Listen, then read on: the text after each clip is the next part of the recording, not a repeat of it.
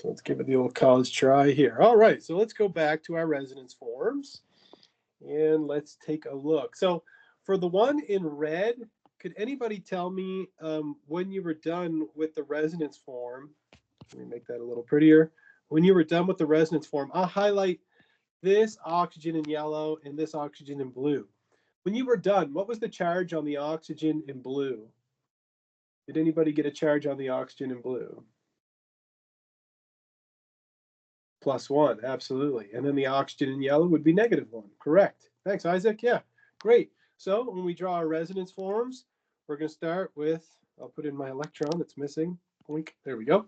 All right, so we're going to start with a curved arrow. We're going to move this pair of electrons to make a new pi bond, and we're going to break these electrons and put the electrons up here. So we end up with a resonance form that looks like this. So we have this bond. Now we have a double bond to our oxygen. And when oxygen has 3 bonds and 1 lone pair, let me fix that lone pair, it has a +1 charge. I'll put +1 here. And now this oxygen has 3 lone pairs. And when oxygen has 1 bond and 3 lone pairs, it has a -1 charge. Give me a thumbs up if you got that one. Everybody get that one? Something that looks like that? Good? Okay, hopefully everybody's with me. The next one, we see our allylic lone pair. There's our lone pair. There's our double bond. So we're going to draw our bracket first. Put our bracket like this. And then we're going to do our curved arrow. So we're going to take the pair of electrons, make a pi bond, and then we're going to break this pi bond. And so we're going to have a pi bond here, double bond. Let's see. And now we have our nitrogen. Here it's going to have 2 lone pairs and 1 bond, and so it's going to have a -1 charge. So somebody said, why did I move the lone pairs from the bottom oxygen? Yes, it totally matters, right? Because you're looking for an allylic lone pair.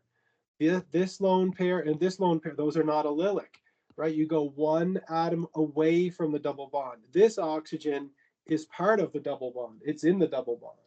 Okay, you go 1 atom away to find a lone pair. This is 1 atom away, this is 1 atom away, but the oxygen has lone pairs on it.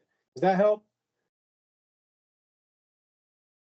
An allylic lone pair. Okay, good. We're looking for allylic lone pairs. All right, so then with the last one, we have our double bond. We go 1 atom away. We find our lone pair, so it's an allylic lone pair. So we're going to draw a curved arrow here to make a new pi bond, and we're going to break the pi bond. So we end up with something that looks like this. And we have our oxygen that has 1 bond and 3 lone pairs. I can't see. Mr. Dion needs a new prescription. Come on, computer. There we go. All right, that's a little bit better. So now we have a positive charge on our nitrogen and we have a negative charge on our oxygen. So those are all of our resonance forms. Again, we were looking for allylic lone pairs. So we go 1 atom away for the double bond. We find our lone pair and we have to draw 2 curved arrows to make our resonance structure. Okay, so if you didn't get that the first time, what do you have to do? What do you have to do? I'll give you a clue. Starts with P, ends with practice. That's right, practice. Okay, you have to practice it over and over and over. You know, this is a subject I was really passionate about from the first time I took it. Did I master it in an hour? No, it took me a long time to figure it out, to get it right. Okay, so it says here a little bit more about the pattern recognition. When the atom with the allylic lone pair has a negative charge, the charge is delocalized. Okay, so we see here the atom with the lone pair is delocalized, so we still have a negative charge. The atom here with the negative charge, those electrons get delocalized, we still have our negative charge. And if the allylic atom is neutral, then it's going to become positive, and the atom receiving the lone pair is going to become negative. I'm not really a huge into memorizing these rules or these concepts on this slide. They're great. There's nothing wrong with them. However, as long as you just draw your resonance forms correct and you can evaluate positive, or you can evaluate formal charges, you're going to be okay. All right, so the next one is an allylic carbocation. So the last one, the first one was an allylic lone pair. Now we're looking at allylic carbocation. So if we have an allylic carbocation, how do we recognize that? We have a double bond. We go one atom away from a double bond. What do you know? There's a carbocation. So you would describe this as an allylic carbocation. And it only requires one curved arrow to show resonance. We just move the pi bond. And when we do that, the positive charge gets delocalized as well. Now, sometimes you can have multiple bonds. Now, it says here conjugated, okay? When you have a system that is conjugated, all conjugated means is that you have double bond, single bond, double bond, single bond, etc. When they alternate back and forth, double, single, double, single, double, single, double, single, that's conjugated. So here we have single, double, single. So this is a fully conjugated system. And so when we have a conjugated system, we can have multiple contributors. You see here, there's 3 resonance contributors, 1, 2, 3. If we take a look at the first one, okay, the first one on the far left, we have an allylic carbocation. So we draw our curved arrow, but what does that mean? It means that now the double bond is going to be here and this is going to be gone. So we see that in the structure to the right. So now the positive charge moves from this carbon over to this carbon. Again, this carbon only has 1 hydrogen. So now if you take away the double bond, now it only has 3 bonds. We know that when carbon has 3 bonds, it's sp2 hybridized and it's a carbocation. It has a positive charge. Now we have another allylic carbocation here, and we can draw another resonance form. We put the double bond here, and we're going to remove this. And what's going to happen is that the positive charge is going to move. And so we end up with a total of 3 resonance forms for this allylic carbocation. Now, if you're, and this is not me trying to sound like a meanie or be tough or anything like that. You know, I realize organic chemistry is not an easy subject. But just remember, you cannot memorize your way through this. You can't say, okay, I'm just going to memorize this, what I see here, and then it's going to help me. Not really, okay? You've got to understand the concept and be able to apply it to new situations all the time, okay? So now we're going to move on to rule number 3, which is a lone pair next to a carbocation. Look, if you see a carbocation like this somewhere, it's hungry for electrons, right? It does not have a complete octet. So not a complete octet. Its life is missing something, right? It's missing something. It's not itself, okay? So what does it need? It needs 2 more electrons to become neutral. And so if you ever have a lone pair next to a carbocation, it's going to take that lone pair. So what you're going to do is you're going to form a double bond, okay? And that is going to render the carbon neutral. So we see that here. We have a negative and a positive charge, right? +1 plus -1 equals 0. So if this equals 0, it means that all the other resonance forms have to be equal to 0 too in terms of their formal charge. This resonance form here, its charge is just +1 overall. So that means that the other resonance contributor has to be +1 as well. But if we take a look at this example, you see that we have a carbocation and we have a lone pair next to it. So now you're going to take the lone pair and you're going to fill in the orbital, the empty orbital on the carbocation, and now it has a complete octet. Now, sometimes students will raise their hand and say, well, hold on. Carbon is less electronegative than oxygen, so why would oxygen want to take a positive charge? It's a good question, but the reason why is because satisfying the octet rule is going to take precedence over charges, okay? So in this structure, everything has an octet. In this structure, the carbon does not have a complete octet. Next one is a pi bond between atoms of differing electronegativity. We actually saw this one already today. Here we have a carbon, here we have an oxygen, right? You guys know that oxygen has an electronegativity of 3.5. Carbon has an electronegativity of 2.5. Is there a difference? Yes. So if there's a difference and there's a pi bond between them, that means that the electrons could be on the more electronegative element completely. So we take a look, we break the pi bond, we put both of the electrons on the oxygen, and now we end up with a negative charge here and a positive charge here. So there we go. Now, what we're going to get into in a few minutes is we're going to look at how much each of these contribute to the resonance hybrid, because both of these contribute to the resonance hybrid, but they don't contribute equally. Okay, this one is going to contribute more because it has no formal charges and everybody has an octet. Whereas in this one, the carbon doesn't have a complete octet, so it's not going to contribute as much. And then the last one is if you see an aromatic ring. So remember, we went over this before, okay? This, if I just draw a 6-membered ring, that's not aromatic, okay? In order for something to be aromatic, it has to have not 1, not 2, but 3 double bonds, and they alternate double, single, double, single, double, single. So an aromatic ring is conjugated, right? It alternates double, single, right? So when you have conjugated pi bonds in a ring, every single carbon atom in here is sp2 hybridized, so they all have an unhybridized p orbital, right?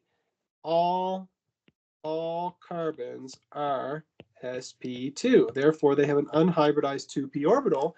And so what does that mean? It means you have a p orbital here, p orbital here, p orbital here, p orbital here, here, here. And so all 6 of them overlap and they form like a tunnel or a conduit where the electrons are delocalized around all 6 atoms. And so we can draw 3 curved arrows, but you have to draw them simultaneously. So if you're wondering, could I just draw one of these? No, you have to draw 1, 2, 3, and then you see how now we have a pi bond here, here, and here, and where the pi bonds were before are sigma bonds. Now, sometimes if you look maybe on the internet or something, sometimes you'll see benzene written like this, where they'll actually just put a circle in the middle like this.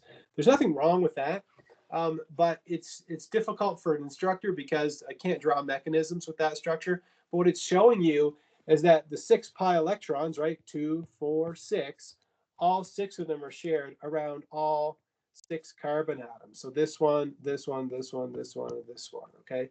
So it's just giving you a circle to show that all the pi electrons are shared. So pi electrons. There you go. And if you're wondering, do I have to draw the arrows clockwise? No, you can draw them counterclockwise, right? If I was to draw, if you can see that they're clockwise in the structure that's drawn here. If you were to draw, or sorry, they're counterclockwise. If you were to draw them clockwise like this, okay, you're still going to end up with, you're still going to end up with this structure. Okay, either way is fine, doesn't matter. All right, so there you go. So now we've covered all of the different rules for resonance pattern recognition. So now what we're going to do is we're going to take a look at the structure and see if we can come up with some resonance forms for this guy. I'll just ask you, out of this compound, which is neutral overall, right? It's got +1 and -1, which equals 0. Does anybody recognize any of the patterns in here? There's a couple of them.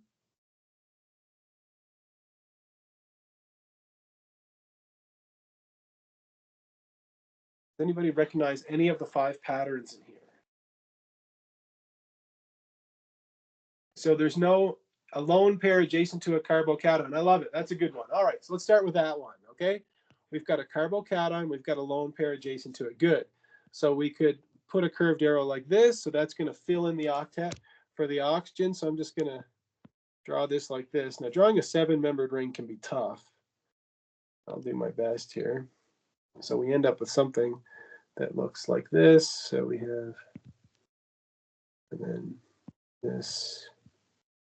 Maybe I could spruce that nitrogen up. There we go. We have this double bond. There we go. Something like that. Maybe I could fix this bond a little bit. There we go. All right, so we'll put this over here. We didn't touch this one at all. We didn't touch this one at all. But now we made a double bond here. Okay, so now this carbon has a complete octet. So where did the positive charge go? Anybody? Where did the positive charge go? Exactly, it's on the nitrogen. Great. There you go. So that's one resonance form that I see that you could draw.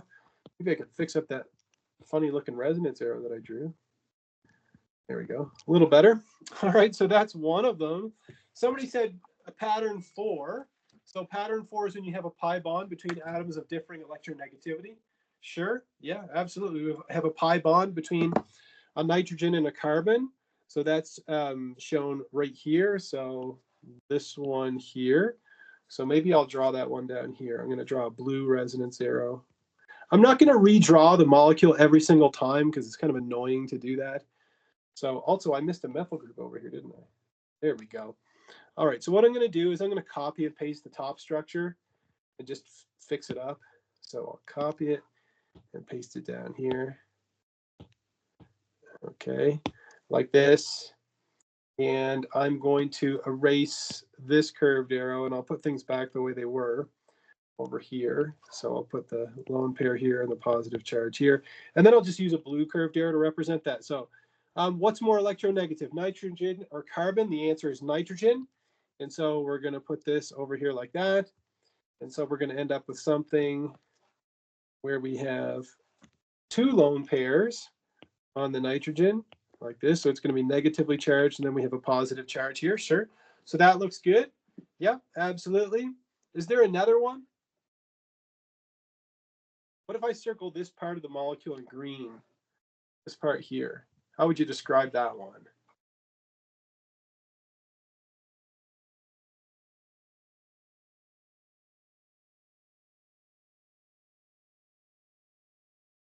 Does that look like an allylic lone pair, right? We have a double bond. You go one atom away on the oxygen, and there's a lone pair on there. So yeah, so that would be an allylic lone pair.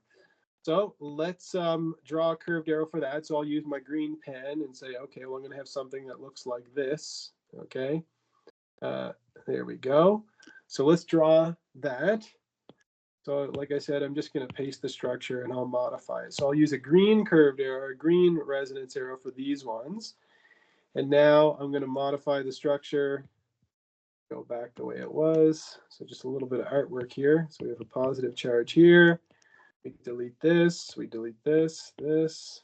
So now we have our oxygen, which has a double bond. We have a lone pair here. And now we have a negative charge here. Well, you see that we have a negative and a positive charge next to each other. So that's not actually going to happen.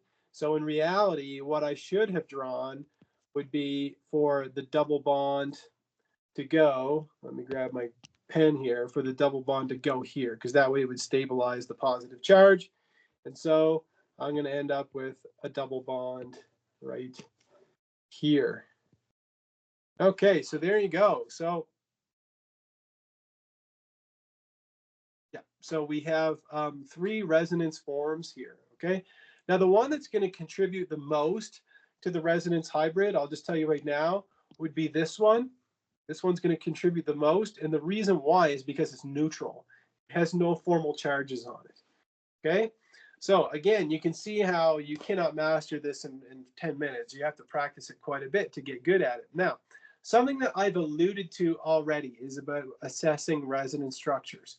So when we look at these three resonance forms, we have 1, 2, 3 here in no particular order. Here we have 2. Here we have 2 resonance forms. If we go back here, we have 2. Here we have 2. If we go to this one, we have 3, et cetera, et cetera. So when you look at all these different molecules and look at all these different resonance forms, what section 2.11 does is it allows us to look at all the different resonance forms and say, okay, these are not, maybe not, depends on the situation, but these might not contribute equally, all of them might not contribute equally to the resonance hybrid. Sometimes they do. Sometimes they all contribute equally, but there's many times when they don't. So how do you know when they don't? Well, there's a couple of rules you have to follow. Rule number 1 is this. The most significant resonance form, and I've already mentioned this, is the one that has the greatest number of filled octets, okay? Greatest number of filled octets.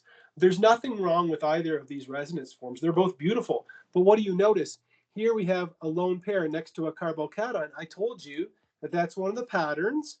So we dump the lone pair to make a pi bond, and now the positive charge has moved on to the oxygen. So I've said this already this morning, okay? I've already mentioned this morning, but sometimes students will say, well, hold on, this shouldn't contribute as much because the positive charge is on the oxygen. However, it's not true, right? This one's going to contribute more. Why? Because everybody in the major contributor has a complete octet, whereas in the first contributor, this carbon does not have a complete octet. All right, it doesn't have a complete octet. So which one's going to be the major contributor? The one with the greatest number of filled octets. All right, so rule number 2, the structure with the fewest formal charges is going to be the most significant. So I look at all my Lewis structure, or sorry, all my resonance forms. There's nothing wrong with any of these. All 3 of these are perfect. However, if I look at the first one, there's no formal charges. If I look at this one, there's 2. And if I look at this one, there's 2. So which one's going to contribute more? Well, based off of rule 2, it's going to be this one. Why? Because it has no formal charges. Okay, again, in both of these structures, everybody's got an octet. There's nothing wrong with it. They're great, okay? However, when you have no formal charges, that is going to be your most significant resonance contributor. Rule number 3, a structure with a negative charge on the more electronegative atom is going to be more significant and vice versa. So what does that mean? The more electropositive something is, the more significant it's going to be if it has a positive charge on it. So if we take a look at these two resonance forms here, okay, nothing wrong with either of them, right? We've got an allylic lone pair, right? We draw, so this is a double bond, one atom away. We have a lone pair, so we draw a resonance form and we look at the two of them. Okay, let's look at the difference. One of them has a negative charge on an oxygen. One of them has a negative charge on a carbon. We know that the electronegativity of oxygen is 3.5 and the electronegativity of carbon is 2.5. So which atom is going to be able to better stabilize the negative charge? The answer is the oxygen, and so it's going to be the major contributor. If we look at the one down here at the bottom, we have a positive charge on an oxygen in the first one, and we have a positive charge in the nitrogen in the second one. Again, oxygen has an electronegativity of 3.5, and nitrogen has an electronegativity of 3.0. So which one is going to be better able to stabilize a positive charge? The answer is the nitrogen, because it's less electronegative. All right, a lot of rules, okay, to remember.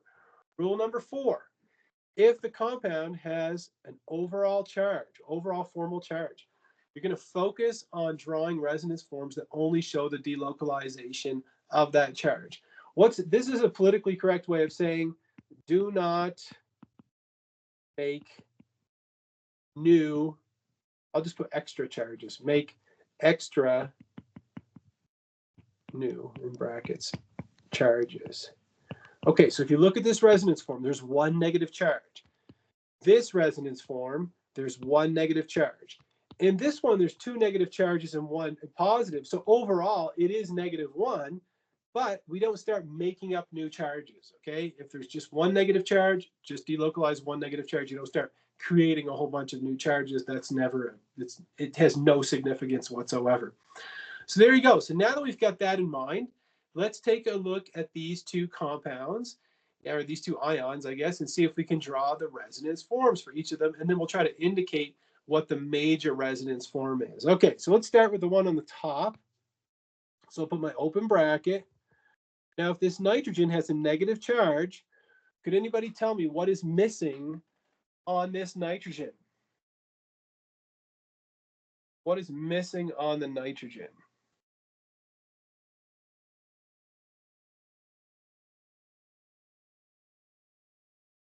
Okay, how many lone pairs? 2, exactly. If it's got a nitrogen, when it has a negative charge, it's got 2 bonds and 2 lone pairs. Good. Okay, so now that we have the lone pair drawn in, which one of the patterns do you see here? Is it, you know, yeah, which one is it that you see? Is it a lone pair next to a carbocation? No. Is it a double bond between atoms of differing electronegativity? No. Does anybody recognize? Is it an allylic carbocation? No. Which one of the patterns do you see here? Not about rotation. An allylic lone pair. Exactly. There we go. So we have a lone pair, and that's allylic, right? We have a double bond. We go one atom away, and we have an allylic lone pair. There we go. Perfect. Okay, great. So now what we're going to do is this, is we're going to start by drawing our first resonance form. So I'm going to give you a second to try to draw the first resonance form with the allylic lone pair. Remember, allylic lone pair requires 2 curved arrows. Make a pi bond, and we break a pi bond. I'll give you 10 seconds or whatever to try to draw that. So this is why I recommend printing out the slides ahead of time, so you don't have to redraw every single structure.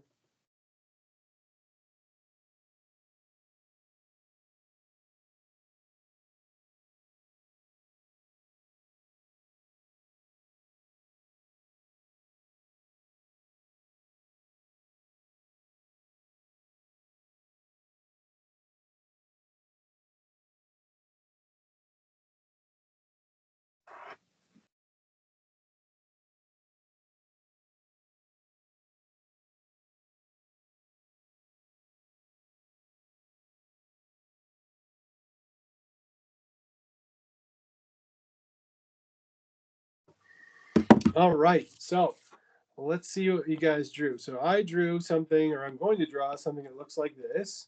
So we have our lone pair, we form our pi bond, we break this pi bond. And so now we're going to draw the resonance form. So we'll draw our six-membered ring. 1, 2, 3, 4, 5, 6. There we go. We didn't touch this bond. We didn't touch this bond. Now we have a pi bond here. So now our nitrogen only has one lone pair, and we have a negative charge here. Or sorry, a lone pair here. I guess I kind of gave it away. Okay, so now the negative charge is here. So are we done? The answer is no, we're not nearly done. Okay, so does anybody recognize the next pattern that we're going to use? What pattern are we going to use right here?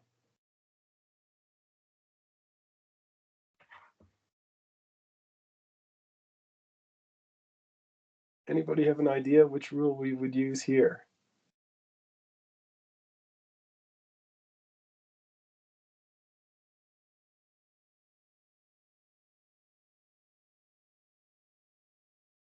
Exactly. It's going to be an allylic lone pair.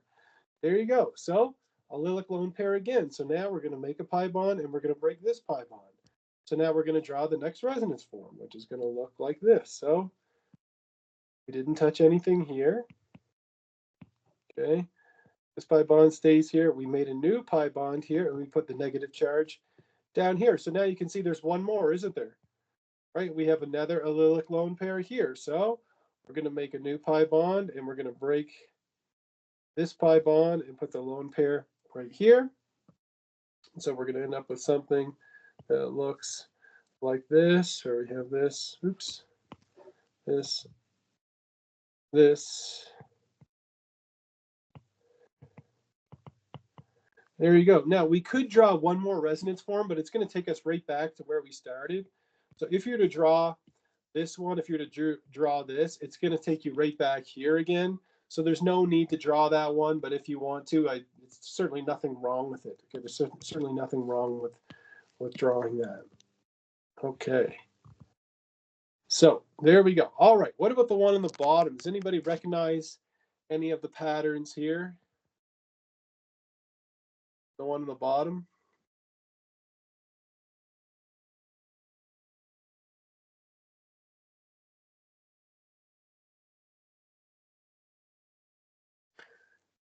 A lone pair adjacent to a carbocation. Exactly. Thanks, Isaac. Yeah, because I have a lone pair here. It wasn't drawn, but we know that there's a lone pair here. So yeah, absolutely. We could draw that.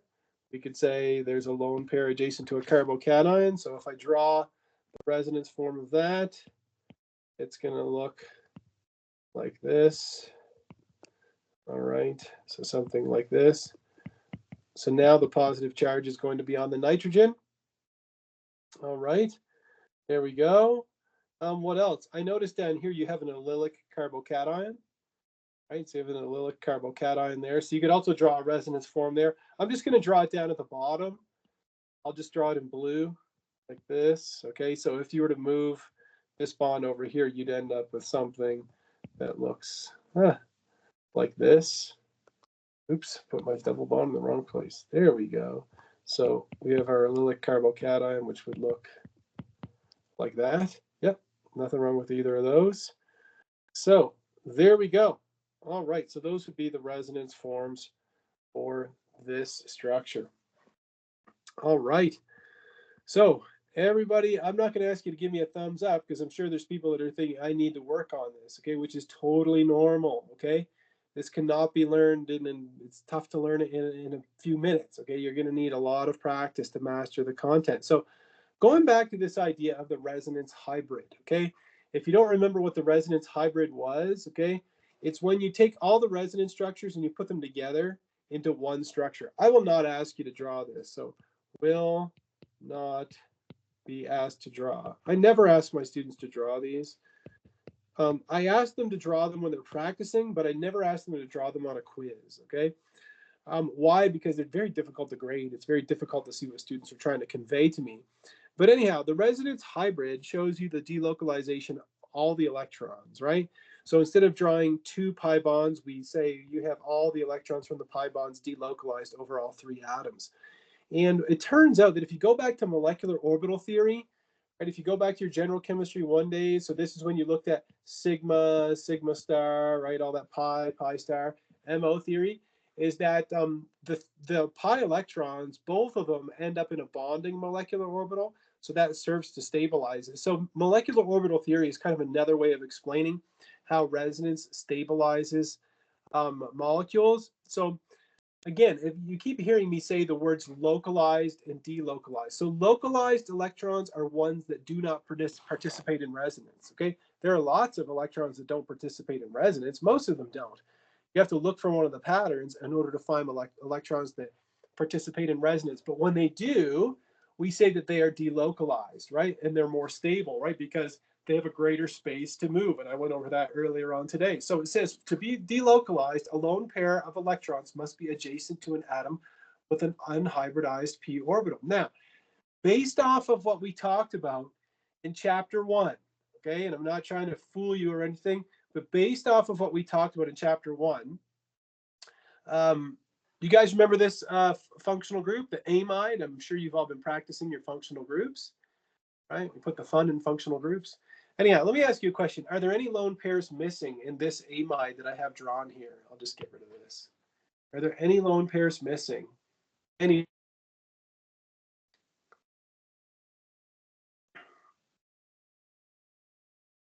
lone pairs missing from this Lewis structure?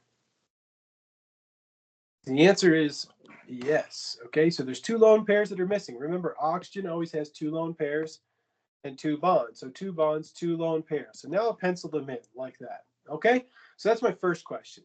Second question is this. Based off of what we learned in chapter 1, what is the hybridization of this nitrogen based off of what you learned in chapter 1? It's got a steric number of 4. It's got 1 lone pair and 3 bonds. Right, it would be sp3. Right, okay, good. So let's see if we can flesh out some more ideas. So in chapter 1, we would have said that this is sp3, the nitrogen of this amide. So let me ask you a question. Can the lone pair on the nitrogen, can this lone pair participate in resonance based on this structure? Yes, because it's an allylic lone pair, isn't it? Absolutely, you guys. Right, great. So you could draw the curved arrows. You could say it's an allylic lone pair, so I could make a pi bond and I could break a pi bond like this. And I'll just kind of scribble the other resonance form down here. So it's going to look like this, where we have a negative charge on our oxygen, and then we have a positive charge on our nitrogen. So now, going back to the same old rules that we learned in chapter 1, what would be the hybridization of this nitrogen? It's got 3 bonds, 1 double bond and 2 single bonds, so it's got a steric number of 3. It's sp2, isn't it? Thanks, Isaac. Okay, so the problem is this. In the first structure, it's sp3, and we said it was sp3, and in the second one, it's sp2. And again, these are resonance forms, okay? These are resonance forms. Well, this is a real chestnut that students tend to forget sometimes, is this rule right here. No, where is it? I'm highlighting the wrong thing. And that in order for electrons to be delocalized, to participate in resonance, they have to be adjacent to an atom with an unhybridized p orbital. So what does that tell you? It tells you that if this lone pair is participating in resonance, that this carbon has a p orbital on it, doesn't it? Right? Absolutely, it's got a p orbital because it's got a steric number of 3. So that means there's a p orbital here and there's a p orbital here. Well, how can the electrons participate in resonance if they're not in an overlapping system of p orbitals? So the idea here is it says the lone pair on the nitrogen is delocalized because it's next door to a carbon with a p orbital. But remember, like in the allylic carbocation that we looked at earlier on, every single atom had an unhybridized p orbital and it allowed for the continuous overlap. So what that means is this, is that the nitrogen in an amide, and this is something you'll have to memorize, the nitrogen in an amide is not sp3 hybridized. It's actually sp2 hybridized, okay? It's not sp3. Again, might be a little bit confusing, but the reason it's sp2 hybridized is because the only way it could participate in resonance is if it has a p orbital. So in order for it to have a p orbital, it has to be sp2 hybridized. So here's the answer to the question. In one structure, it looks like it's sp3. In the other one, it looks like it's sp2. So which one is it? And the answer is the lone pair is delocalized. The only way to do that is through an overlapping p orbitals. So that means you have to have a p orbital on this and on this and on this. The only way you can have a p orbital on that nitrogen is for it to be sp2 hybridized, right? And your last orbital is an unhybridized 2p orbital. So there you go. So that answers it. And this is for an amide. So this is functional group here. This is an amide. And I would essentially memorize amide nitrogen over here. Nitrogen is sp2 hybridized. Okay, and I would borderline memorize that.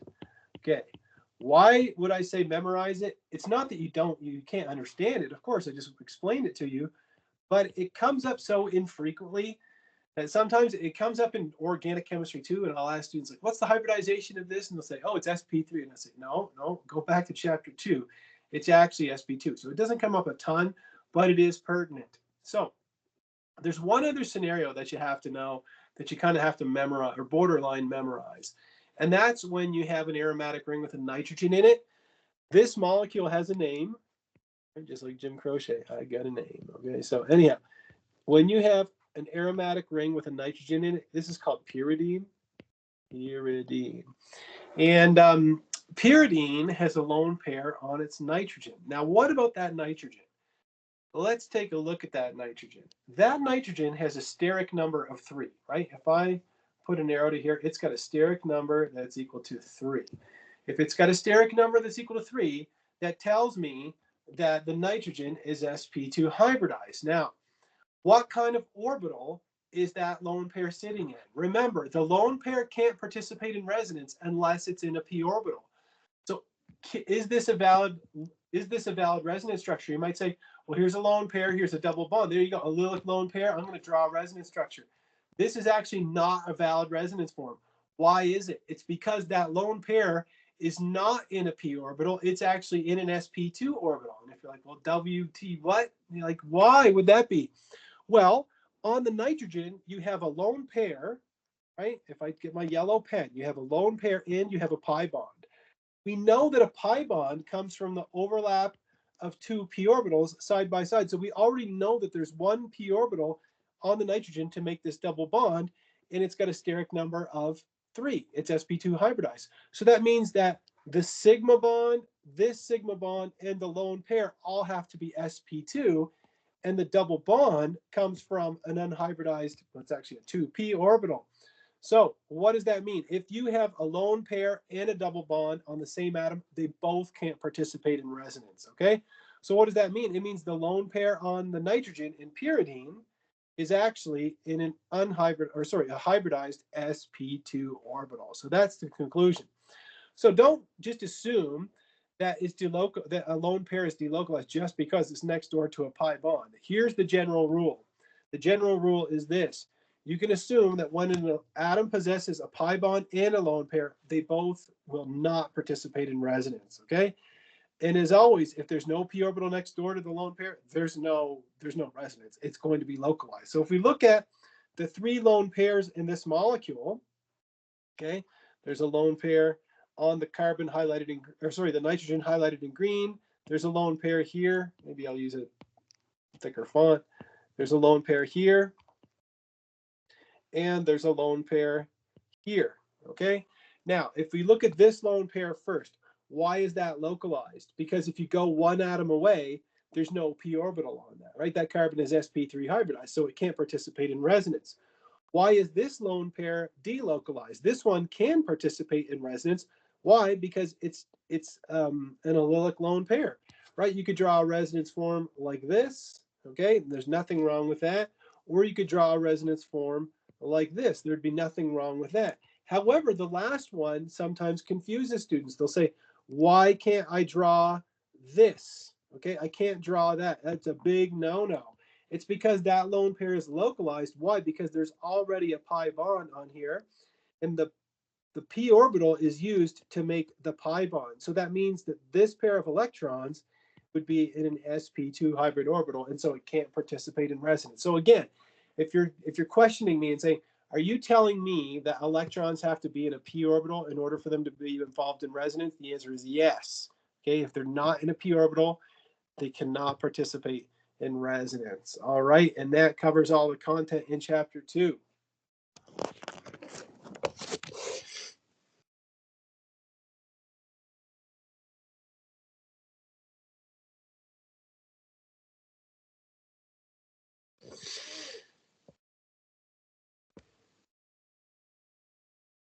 All right.